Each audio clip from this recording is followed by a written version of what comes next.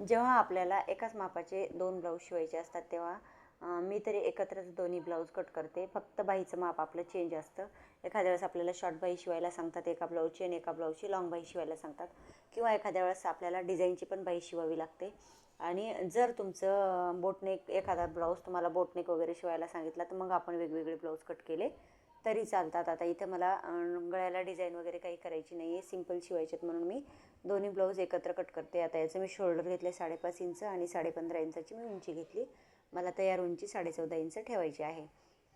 त्यानंतर आता इथं 38 साईजची छाती आहे म्हणून मी 6.5 इंच मोंढा घेतलेला आहे आणि अशा प्रकारे मार्किंग केली. आता इथं आपल्याला 38 साईजचा चौथा भाग घ्यायचा आहे, 9.5 इंच आणि 2 इंच शिलाई मार्जिन वाढून घ्यायची. त्यानंतर आता मी कमरेचं माप तेवढंच टाकत आहे, नंतर आपल्याला थोडंसं कमी करून घेतलं तरी चालतं. आता इथे 38 साईज कमरेची छातीचं आहे आणि कमरेचं माप 36 साईज आहे म्हणून मी अशा प्रकारे मार्किंग केलेली आहे. आणि 1.25 इंचावरती आपल्याला आर्महोलला गोलाई द्यायची आहे. आता याचा आपण एक मध्य काढून घेऊयात आणि आर्महोलला गोलाई देऊन घेऊयात व्यवस्थित.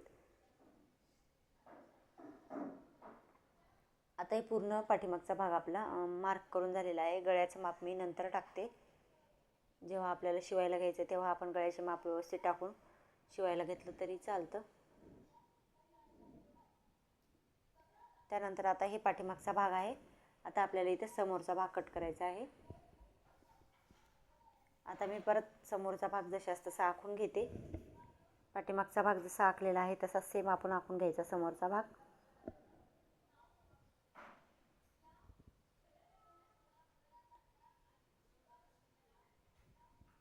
आणि आता इथं आपल्याला आर्महोलला गोलाई थोडीशी देऊन घ्यायची.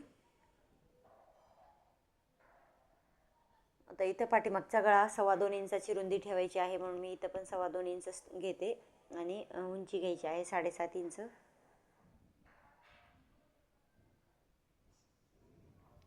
त्यानंतर आता आपण इथं उंची 1 इंच वाढवून घेऊयात.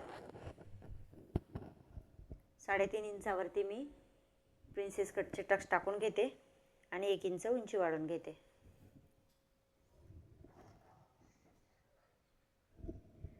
दीड इंच आता आपल्याला हे वाढून घ्यायचं आहे. हा भाग आपण जो मधला टक्स टाकलेला आहे तो. आणि 10.5 इंचावरती आता मी इथं पॉईंट घेत आहे आणि हे पॉईंट आता आपल्याला प्रिन्सेस कटसाठी टाकून घ्यायचे आहेत.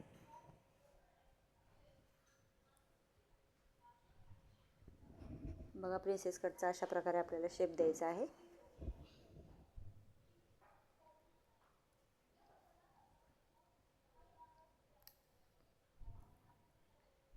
आता हा आपला पूर्ण भाग समोरचा आणि मागचा आपण मार्क करून घेतलेला आहे. आणि मी आता तुम्हाला इथं बाहीचं माप पण कशा प्रकारे टाकायचं आहे ते पण दाखवणार आहे. त्यामुळे व्हिडिओ तुम्ही पूर्ण पहा, म्हणजे तुम्हाला बाहीचं माप पण कसं काढायचं ते समजून जाईल. आता एक बाही मला ब्ल्यू कलरच्या ब्लाऊजची पपची करायची आहे आणि जो पिंक कलरचा ब्लाऊज आहे त्याची मला सिंपल बाही करायची, पण बाहीची उंची 10.5 इंच ठेवायची, म्हणजे लांबच बाही शिवायची आहे. आता खूप जास्त मार्केटमध्ये म्हणजे ट्रेंड निघालेला आहे की काठपदर वगैरे साड्या असल्या की त्याचे बायका लांबच बाह्या शिवतात. शक्यतोवर खूपच कमी अशा आहेत की त्या शॉर्ट बाह्या शिवतात. तर आता ही 10.5 इंचाची बाही ठेवायची आहे मला. आणि एक जो ब्ल्यू कलरचा शिवायचा आहे तो त्याची मला आता पफ स्लीव्स शिवायची आहे, जी आपण वरती 3 प्लेट टाकून पफ करतो ना, ती स्लीव्स शिवायची आहे. तर ती नाही दाखवते मी तुम्हाला, पिंक कलरची दाखवते कशा प्रकारे आपल्याला कटिंग करायची आहे ते. तर बाही कट करते वेळेस कधी पण आपल्याला आर्महोलचं माप घेऊनच बाही कट करायची असते, म्हणजे आपली बाही एकदम परफेक्ट येते. तर आता इथं बघा, आपण शोल्डर जोडतो बघा, तर त्या शोल्डरचा अर्धा इंच आपल्याला सोडायचा आणि मग बाहीचं आपल्याला माप काढायचं आहे. तर बघा, आता इथं बरोबर 10.25 इंचावरती बाहीचं माप आलेलं आहे, जे मी 2 इंच शिलाई मार्जिन जी आपण घेतलेली होती ती धरून आपण 10.25 इंचावरती मार्क करणार आहोत. तसा तो 8.25 इंचावरती पूर्ण आर्महोल आला असता आणि 2 इंच शिलाई मार्जिन असं आपलं पूर्ण बाहीचं माप झालं असतं. तर मी आता डायरेक्ट 10.25 इंचावरती आपल्याला मार्क करून बाहीचं माप काढायचं आहे. तर बघा, आता इथं 10.5 इंचाची बाही कट केली मी आणि 3.5 इंच कॅप हाईट घेतलेली आहे तिला. आता हे एवढ्या कापडामध्ये आपल्याला बाही पुरणार नाही, तर आपल्याला बाहीला आपल्याला जोड लावावा लागतो. तो जोड कसा लावायचा ते पण मी एकदा दाखवते. बघा, अशा प्रकारे एवढा जोड लावायचा आहे.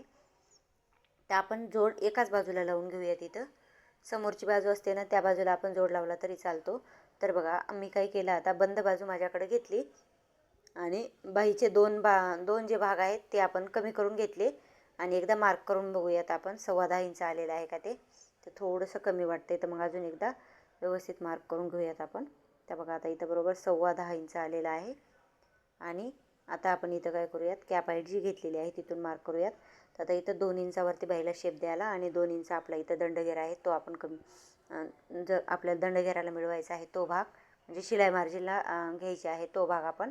आणि 12 इंचाचा दंडघेर आहे म्हणून मी 6 इंचावरती हाफ मार्जिन केली आणि अशा प्रकारे दंडघेर आणि प्लस 2 इंच आपण अशी शिलाई मार्जिन घेऊन असा आपण रेषा ओढून घेतल्या. त्यानंतर आता इथं आपल्याला बाहीची मार्किंग करायची म्हणून एकदा मध्ये काढून घेऊयात, म्हणजे बाहीचा मार्क व्यवस्थित येतो. आता इथं 2 इंचावरती बरोबर जशास तसा शेप द्यायचा आणि तिथून आता बाहीला मार्क करून घ्यायचा. आता मार्क केल्यानंतर बघा मी अशा प्रकारे मार्क केलेला आहे आणि हा जोड इथं लावून घेणार आहे तो आपल्या समोरच्या बाजूला. आता हे जोड मी लावून घेते आणि मग मी डायरेक्ट ब्लाऊज पीसला जोडून घेत असते ही बाही. आणि समोरच्या बाजूला बरोबर हे जोड लावून घ्यायचा आणि मग मध्ये काढून घ्यायचा. अशा प्रकारे जर तुम्ही म्हणजे बाही कट केली आणि पूर्ण ब्लाऊजचं माप कट केलं तर एकदम परफेक्ट बाही पण येते आणि ब्लाऊजचं माप पण येते. हा व्हिडिओ आवडला असेल तर नक्की लाईक करा.